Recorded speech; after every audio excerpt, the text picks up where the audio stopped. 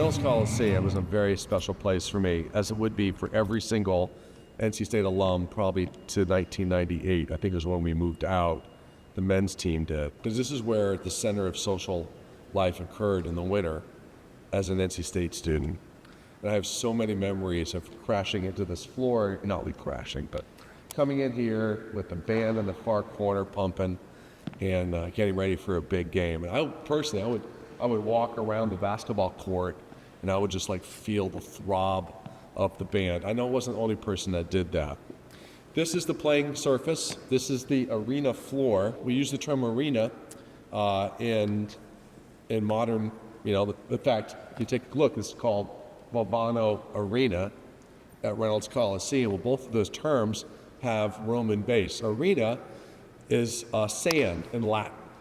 And so people would refer to the Coliseum or any amphitheater as the arena because sand covered the floor of that Coliseum or of that amphitheater, okay? And the reason they call it the arena is that's where, something gruesome, that's where the people were and animals were killed, and so the blood would get on the sand and they could actually scoop up the sand and transfer it. So people would just refer to the place where they'd watch these spectacles as the arena. Basically, they called it the sand. So here we are at Valvano Arena. Well, Reynolds Coliseum gets its name. It's actually named for William Neal Reynolds Foundation. In fact, for anyone associated with the College of Ag and Life Science, the Reynolds, that's who they gave money not only to build this arena, but all of this Coliseum, but also to give the money to support professors in Ag and Life Science. And I'm very blessed to be a William Neal Reynolds professor here at NC State, so I get to share that with the Coliseum, with Reynolds Coliseum. Same benefactor. This Coliseum gets its name from the Coliseum in Rome. Where did the Coliseum in Rome gets its name from? Good question. There was this big statue, this, we might say, colossal statue of the Emperor Nero, all right? And so after the Colosseum was built, the colossal statue remained. And obviously they took the head off it because who wants the hated Emperor Nero to be highlighted? But they put whoever the emperor was at the time, we'll say Vespasian, it wouldn't have been him, Titus, would have had his head put on there as like a sun god, right? So there's this colossal statue.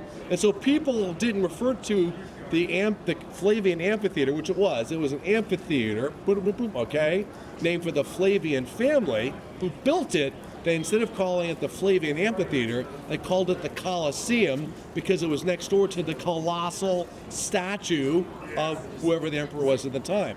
Well, while this is not quite the right order, here we are at William Neal Reynolds Coliseum, and we have a pretty awesome statue as well.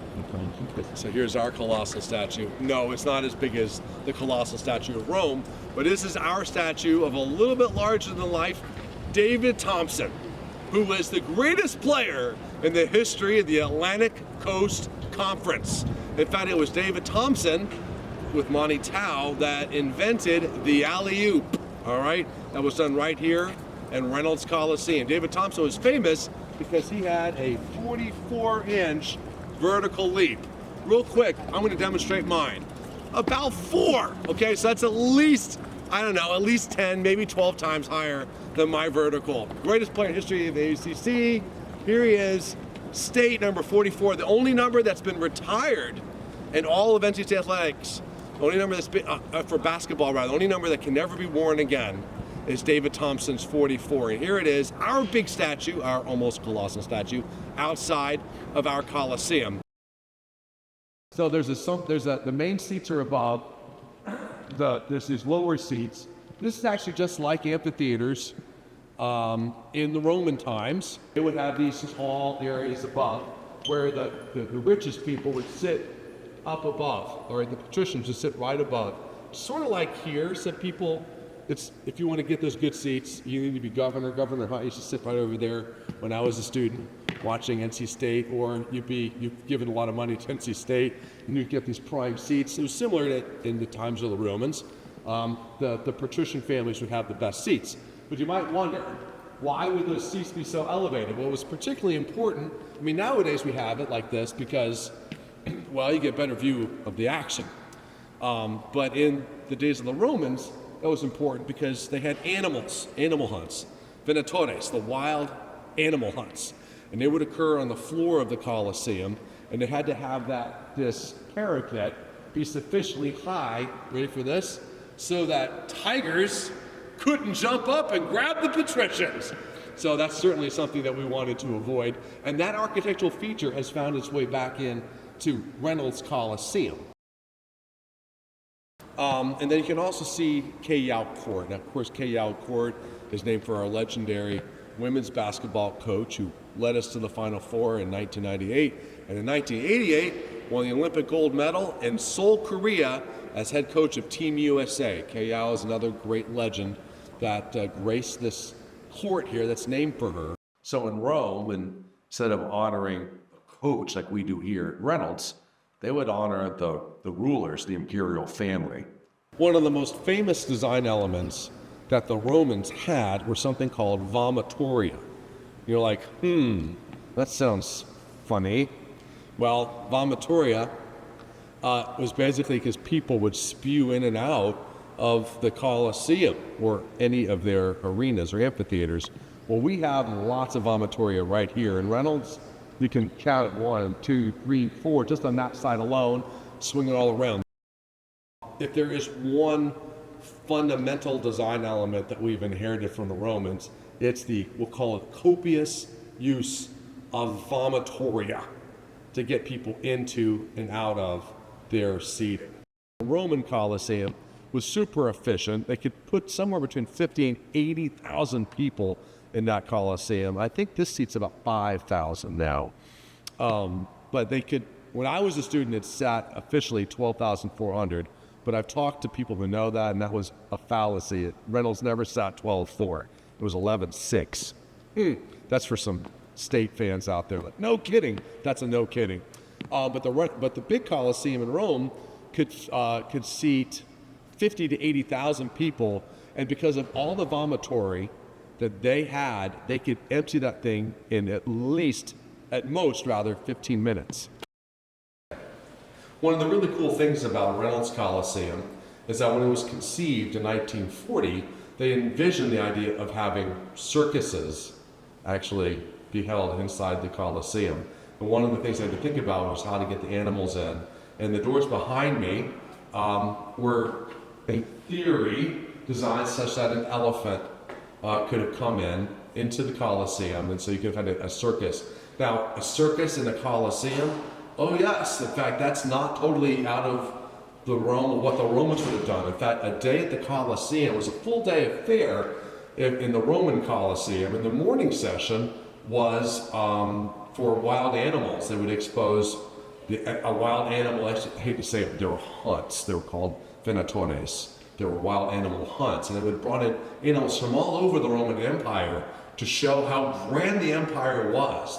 And so you may have an African day, you may have a Scottish day where they bring in bears and stuff from Scotland.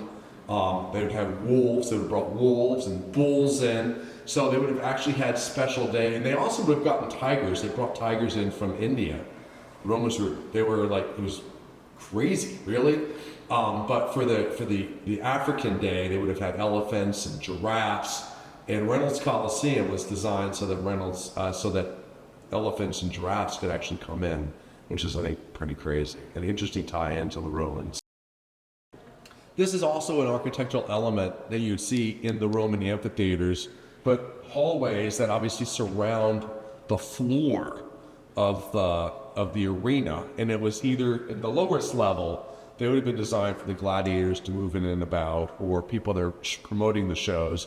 The higher levels, which we'll see in a little bit, well, that would have been where the people would have flowed in and out of the Roman amphitheater. But again, the idea of these walkways in and around is sort of hidden from the scene, that is totally Roman, and that's something we've borrowed or has carried over into our modern Colosseum design. So many times when I was a student, I actually never had these seats. I was always on the floor. But I'd be like, well, now it's especially loud right here.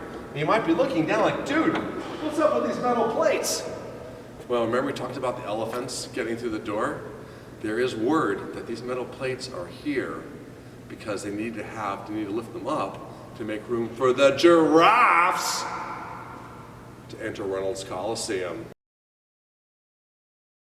Now, the idea of having a grand entrance hall, which is certainly what we have here, the Romans, they allowed entrances throughout the realm of the Coliseum.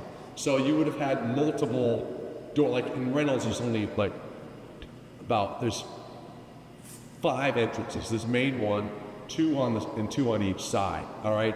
With the Roman Coliseum, they had, I want to say 50 or 60 entrances, and basically around the entire perimeter. And so where we have it, you have a ticket, you know exactly what seat you go to. The Romans would have had like a little wooden coin, and it would have told them what section they would have sat in, and it would have had a Roman numeral, boom, and then outside, every section you had a Roman numeral that you would have found, so you would have gone in that particular entrance. So the Romans, as much as I love Reynolds Coliseum, the Romans were more efficient. Now, why were they more efficient about getting in? They generally weren't taking any money.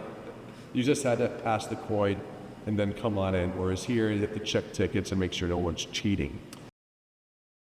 So, remember I told you how the Romans, they would have had a coin with a Roman numeral, all right? Here at Reynolds, and that coin would have been associated with the gate to enter the Coliseum, all right? It was an arch that you walked under to get into the Roman Coliseum. Well, at Reynolds, you have a ticket, and your ticket has the number of the vomitory that you're supposed to use. So, of course, you can enter anyone, but for efficiency, if you have a ticket in section of 212, this is probably where you want to go. Now, any older alum or fan of NC State, probably from like their mid-40s and up, maybe a little bit younger, will remember our famous light meter. The light meter happens to be hanging above me. And what that was it was a noise meter. And what it was is that as it got louder, light bulbs would go up. And then at the loudest it would get, the red bulb would pop. And people would be in a froth. They'd just be in a frenzy. I would be one of them. Well, I always wondered if it was really, as an engineer, because you're like, sometimes like for the Carolina game, there was just a din for that game. It was just always loud.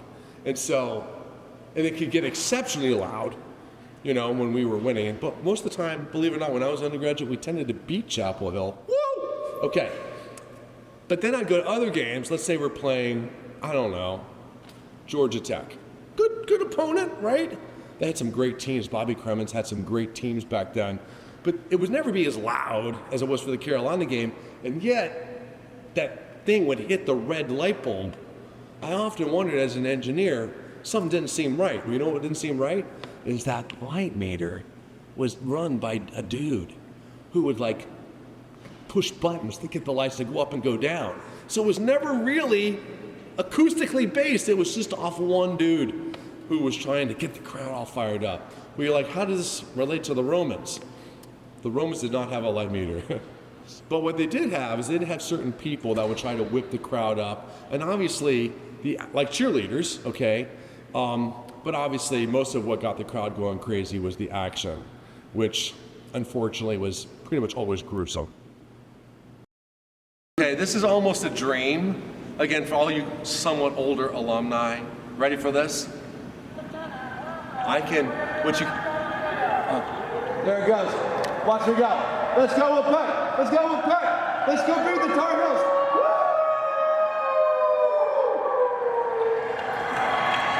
Oh my gosh, that's power. You go to the arena and watch your favorite team. Time for a break, right? What do you want to do? Probably go to the bathroom and go eat.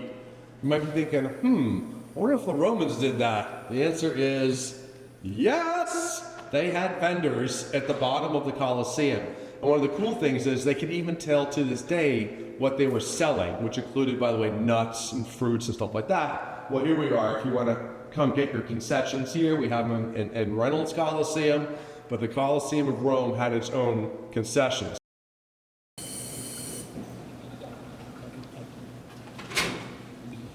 All right, so you can go to the bathroom here. You can also go to the bathroom in the Coliseum. In fact, the Coliseum of Rome had flushable toilets. It is one of the great advances of Roman engineering. They had flushable latrines in the Roman Coliseum, just like we do at Reynolds Coliseum. As I mentioned, when we were a floor below, these are the walkways around the seating area.